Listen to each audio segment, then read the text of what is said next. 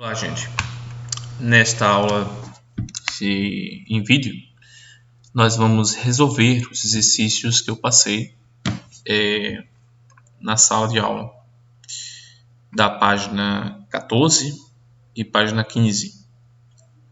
Na primeira questão, eu peço para que represente por meio de uma listagem com chaves os conjuntos formados e informo em cada item qual conjunto eu estou falando. Pelas vogais do alfabeto, quando não, essas no letra A e a letra E são bem simples, né? Quem são as vogais do nosso alfabeto? A, E, I, O, U. Então era para listar ele. Abre chaves, lista, vírgula e fecha. Bem assim, a letra E. Pelas siglas do estado da região sudeste do Brasil. Então, quem são os estados da região sudeste do Brasil? O Espírito Santo, que tem ES como símbolo, Minas Gerais, MG, São Paulo, SP e Rio de Janeiro, RJ. Espírito Santo, Minas Gerais, Rio de Janeiro e São Paulo. Pronto. As que são mais interessantes que eu vou fazer aqui são a letra B até a D. Na letra B eu peço que os números naturais ímpares, maiores do que 3 e menores do que 10. Como é que eu posso listar esse conjunto? Então, na letra B, os números ímpares, você pode pensar que é o 1, depois vem quem? O 3, natural, né? Depois o 5, depois o 7, o 9, o 11, o 13 e assim por diante. Só que ele dá uma limitação, ele diz que tem que ser maior do que 3, maiores do que 3 e menores do que 10. Então, nenhum 3 pode ser, porque eles não encaixam nessa outra afirmativa. Então tem que ser a partir do 5. Então 5, depois o 7, o 9 e o 11 também não pode ir nesse meio nem os demais. Por quê? Porque tem que ser menor do que 10. Então acaba por aí. Já na letra C, eu peço os múltiplos positivos de 3. Qual é a definição de ser múltiplo? São os números que você pega o 3, multiplica por um número inteiro e você vai resultar nele. Então, os múltiplos de 3 naturalmente seriam esses aqui. Você teria o 3 vezes 0, 0. O 3 vezes 1, 3. 3 vezes 2, 6. 3 vezes 3, 9. 3 vezes 4, 12. 3 vezes 5 é 15. Quem seria o próximo múltiplo, então? 18. E assim por diante. E também teria os negativos. 3 vezes menos 1 é menos 3. 3 vezes menos 2 é menos 6. O menos 9. E assim por diante. Só que ele é bem taxativo aqui. Ele pede os múltiplos positivos de 3. Então vamos apagar desse meio os que não se encaixam nessa definição. Então eu não posso colocar nenhum negativo e nem tampouco zero, porque o zero não é negativo. Ele nem é negativo, nem é positivo. Então começaria do 3, 6, 9, 12, 15, 18. Põe os 3 pontos, porque não acabam, né? Botam as reticências para dar noção de continuidade. Essa seria a resposta da letra C. Já na letra D,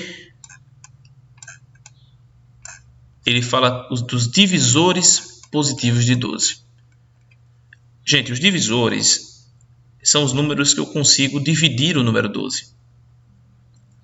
Então, o 12, por exemplo, eu consigo dividir por 1, certo? Porque 12 dividido por 1 é 12. Eu consigo dividir por 2, porque 12 dividido por 2 dá 6. Eu consigo dividir por 3, porque 12 dividido por 3 dá 4. Eu consigo dividir por 4, porque 12 dividido por 4 dá 3, por 6. e pelo próprio 12. São os únicos. Esses seriam os divisores de 12. Uma estratégia para a gente achar um divisor de qualquer número, aqui já seria a resposta, mas uma estratégia para a gente descobrir um divisor de qualquer número vai ser a que eu vou dizer agora. Ó, vou apagar aqui e vou ditar uma estratégia para a gente resolver divisores de qualquer número. Bom, eu quero fazer divisores de 12, então o 1 e o 12 já vai estar no meio. E eu procuro, os próximos vão estar entre 1 e 12, como se fosse no efeito sanduíche. Vou espremendo até reduzir ao máximo o número de divisores. Depois do 1 vem o número 2 e eu testo. 12 dividido por 2? Divide, então o 2 vai no meio. E quando eu divido 12 dividido por 2, dá 6. Então, tanto 2 quanto 6 são divisores de 12. E os dois estão no meio. Agora eu vou procurar os próximos divisores entre 2 e 6. Já reduziu bastante. Depois do 2 vem 3. E o 3 divide por 12. Inclusive, 12 dividido por 3 dá 4, que é o próximo. Então, 3 e 4. Aí eu procuro, tem algum divisor entre 3 e 4? Bom, não tem nem número positivo, né, entre 3 e 4. Então já acabou. Acabou todas as possibilidades. E assim eu listei todos eles.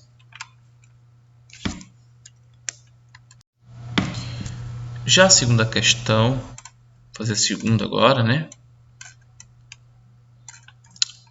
Eu peço assim, escreva por meio de uma regra de formação os conjuntos a seguir. Aqui o conjunto A, o B, o C e o D. Vamos tentar interpretar aqui. Nesse conjunto aqui, vocês percebam que são todos os números naturais depois do 3, a partir do 3. 3, 4, 5, 6, 7, 8. Certo? Todos os números naturais a partir do 3 até o 8. Como é que eu escrevo, então, a lei de formação para esse conjunto? Escrever uma lei de formação é a característica desse conjunto, né? Não listar quem são cada um deles. Então, eu posso reescrever esse conjunto dessa forma aqui. A é igual a abro chaves, x, tal que. Tal que.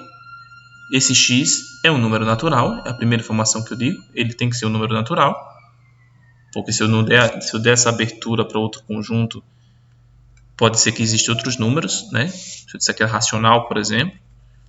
Então, eu tenho que dizer que tipo de número é esse? É um número natural. E ele é maior do que quem? Bom, o 3 é maior do que 2. Então, é maior do que 2. E o 8 é menor do que quem? Que 9. Então, são todos os números maiores do que 2 e menor do que 9. Então, qualquer x que pertence a esse conjunto, então qualquer número que pertence a esse conjunto, ele é um natural maior do que 2 e menor do que 9. Na letra B, o que a gente percebe de cara, 2, 4, 6, 8, 10, é que esses números são pares. São números pares. Então, a gente vai pegar, já pegou o cerne da característica desse conjunto B, é um conjunto de números pares. Só que não são todos os números pares. Por exemplo, o 0 não está aqui. E os números negativos também podem ser pares. O menos 2, menos 4, menos 6, menos 8 também podem ser considerados números pares. Então, eu tenho que pegar e pensar em limitar esse conjunto a estes aqui. Como é que eu escrevo? P é igual a abro chaves. São todos os números x tais que esses números x, esses números, é um número natural. Então, veja que eu já terei os negativos da jogada. Par, já digo a outra característica principal, né, que ele é um número par. E ainda disso eu digo que é maior do que zero. Então, eu acabo, quando eu faço maior que zero, eliminando o número zero, que é um número natural também. Entenderam? Então, ele é um número natural, par, maior do que zero. E fecho chaves. Daqui a pouco eu faço o C. Na letra D, quando a gente olha aqui, é 7, 14, 21, 28. E quem tem sabe as tabuadas, sabe que isso aqui são múltiplos de 7. Quando você pega, faz 7 vezes 1 é 7, 7 vezes 2 14, 7 vezes 3 21, 7 vezes 4 28 e assim por diante. Então aqui são múltiplos de 7, só que o zero não está no meio, né? E nem os negativos. Então um jeito de escrever é esse aqui. D é igual a, abro chaves, x, tais que. Esse x é um múltiplo positivo de 7. Eu poderia escrever também que x é um número natural múltiplo de 7. Também serviria. Seria uma outra alternativa de resposta. Mas essa aqui também já contempla o que a gente quer aqui. A letra C, que é o conjunto C, é 1, 2, 4, 8 e 16. Alguns podem ter uma dificuldade de enxergar que isso aqui se trata dos divisores de 16. Vamos lá? Veja por que são divisores de 16. Como é que a gente faz o divisor de 16? Como eu expliquei o método. Divisor de 16, 1 e 16. Estão no meio, né? E a gente vai procurar os outros. Depois do 1 vem o número 2. O 16 divide por 2? Divide. Que por isso dá 8, né? Então 2 e o 8 são divisores de 16. Aí depois eu investigo o 3, que não é divisor de 16. Não consigo dividir 16 por 3. E depois do 3 vem o 4, que eu consigo. Que inclusive 4 vezes 4 é 16. E entre 4 e o número 4 não tem nenhum outro número inteiro. Então esses são os múltiplos, os divisores de 16. Então esse conjunto, o jeito que a gente pode escrever é o seguinte. São os números x, tais que x é divisor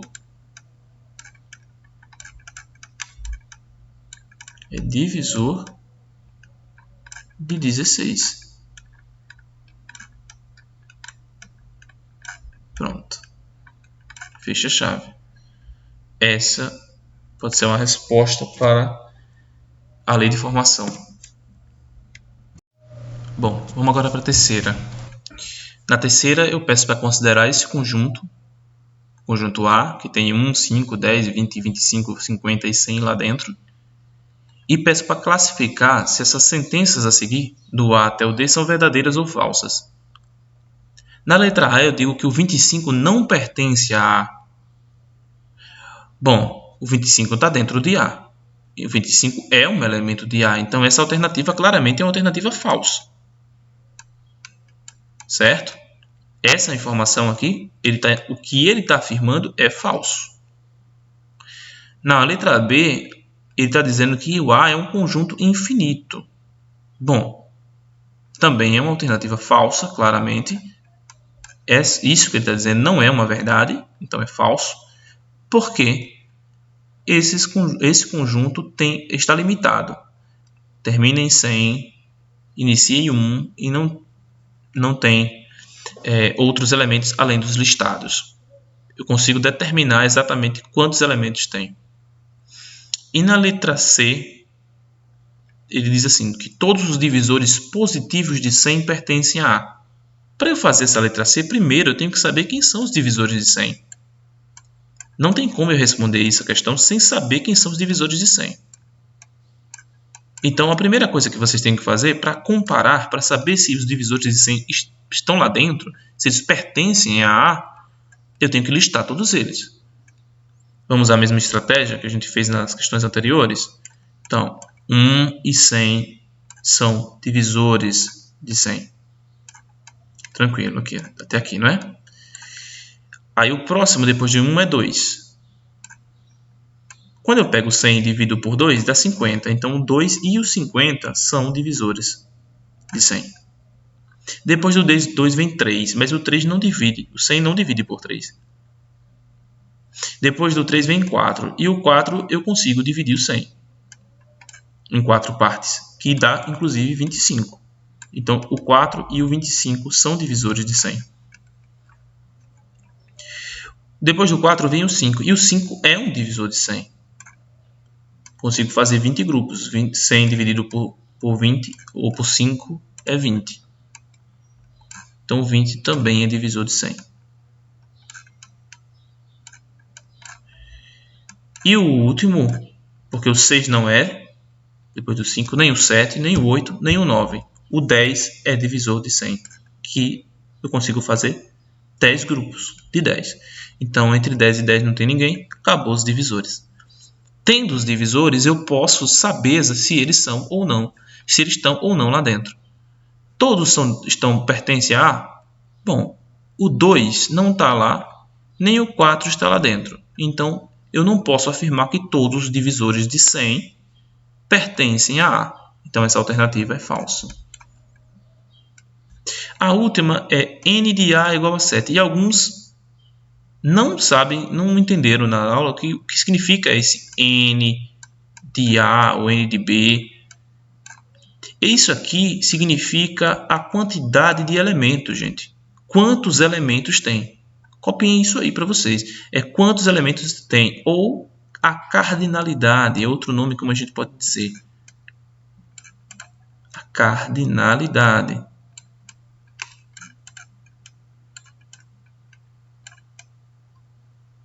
Cardinalidade. Desculpam a letra porque eu estou escrevendo com o mouse. Então, a cardinalidade do A nessa questão é só contar quantos elementos tem. Então, 1, 2, 3, 4, 5, 6, 7. Então, 7 elementos.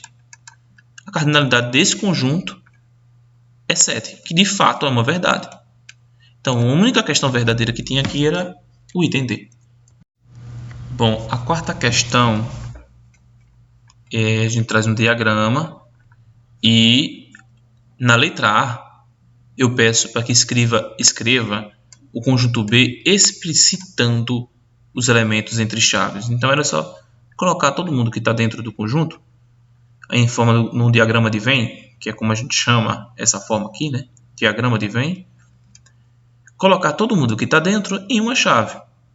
Abre chave, vem o 4 primeiro, depois o 8, o 12, 16, 20 e 24, como está listado aqui. Ok? Então, quem escreveu desse jeito já respondeu a questão. Na letra B, eu peço para que escreva a regra de formação. Então, quando a gente olha para esse conjunto, quem tem o manejo de trabalhar com múltiplos e divisores, ou que sabe pelo menos a tabuadinha de 4, sabe que esse aqui é 4 vezes 1, 4 vezes 2, 4 vezes 3. E 4 vezes 1 é 4, 4 vezes 2 é 8, 4 vezes 3 é 12, 4 vezes 4 é 16, 4 vezes 5 é 20, 4 vezes 6 é 24. Então, esses caras aqui são múltiplos de 4. Só que não são todos os múltiplos que nós temos aqui. Uma forma de escrever é desse jeito, que B são x tais que. Esse x é um número natural, dessa forma a gente exclui os negativos. Múltiplos de 4, que essa é realmente a característica. Delimitado entre quem e quem? Maior que 3, ó, tá vendo? Porque o 4 é maior que 3. E menor do que 25, né? Porque o 24 teria que estar no meio. Um jeito da gente escrever. Maiores do que 3 e menores que 25. E assim a gente responde a letra B. Na letra C, ele pede quem é o N do conjunto B. Como eu expliquei na questão anterior, o N é a cardinalidade, é a quantidade de elementos que tem um conjunto. Nós temos 6 elementos aqui dentro. 1, 2, 3, 4, 5, 6. Então, 6 seria a resposta. Olha, a quinta e a sexta eu não vou responder, porque elas são mais pessoais, né? Então, eu vou pular para a sétima. Depois eu posso conferir as respostas de vocês individuais da quinta e da sexta. Na sétima questão, para respondê-la, vamos analisar o que a gente pede aqui. Ele dá 3 conjuntos. Conjunto A, 0, 1, 2, 3, 4. E a gente já percebe que são um conjunto dos números naturais, né? Depois viria quem? O 5. Depois o 6, o 7. O que os 3 pontinhos dizem é isso, né? Uma continuidade desse conjunto. É um conjunto infinito. É um conjunto dos números naturais. Depois ele fala do conjunto B, que são os divisores positivos de 8. O conjunto C, que são os múltiplos de 5 compreendidos entre 0 e 30. E a partir disso pede para que verifique cada sentença se é verdadeira ou falsa. Não dá para responder essa questão simplesmente olhando no fundo do livro, gente. Por favor. Né?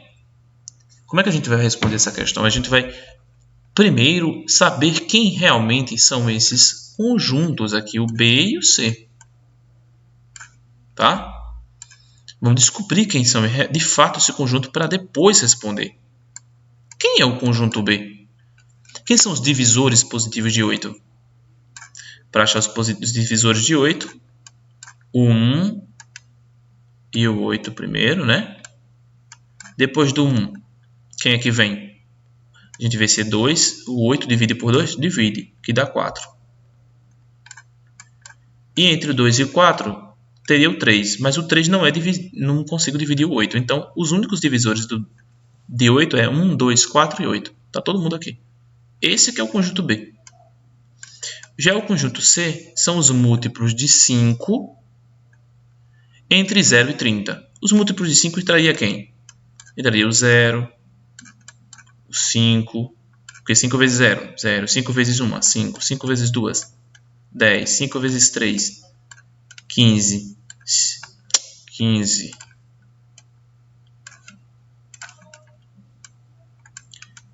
5 vezes 4, 20. 5 vezes 5, 25. 5 vezes 6, 30. 5 vezes 7, 35. E assim por diante. Só que ele diz que tem que ser compreendido entre 0 e 30. Então tem que estar no meio do 0, entre o 0 e o 30. Então o 0 não vai, porque é entre ele. E nem o 30 também vai, nem os outros depois do 30. Só são os que tiverem entre 0 e 30. Então é do 5 até o 25. Esse que é o conjunto C. Depois que você sabe quem é B e quem é C, é que você pode responder. Então vamos lá. Ele está dizendo na letra A que o 12, está afirmando que o 12 pertence a A, ou seja, que o 12 está dentro do conjunto A. Bom, o 12 é um número natural. Depois se você continuasse aqui, você ia encontrar o 12 lá dentro. Então isso é verdadeiro. Na letra B, ele diz que o 4 não pertence a B. Gente, então, ele está dizendo que o 4 não pertence a B, mas o 4 está lá dentro do B. Então isso aqui é falso. Falso. Na letra C, ele diz que 25 não pertence a C, mas o 25 está dentro de C. Então, mais uma alternativa falsa. Na letra D, ele está dizendo que o 2 pertence a C, mas o 2 não está dentro de C. O 2 não faz parte de C, então é falso. Não é um elemento de C. Na letra E, diz que o 5 não pertence a B. De fato, o 5 não pertence a B. O 5 não é um elemento de B. Então, esse aqui é verdadeiro. Na letra F, ele diz que o menos 1 pertence a A. Os negativos nenhum pertence a A. Isso aqui é falso. Na letra G, que o 5 não pertence a C, mas o 5 está dentro de C. Mais uma alternativa falsa. No H, diz que o 16 não pertence a A, mas o 16 é um número natural e ele está lá dentro do A. Se você continuar aqui, vai achar o 16, então falso.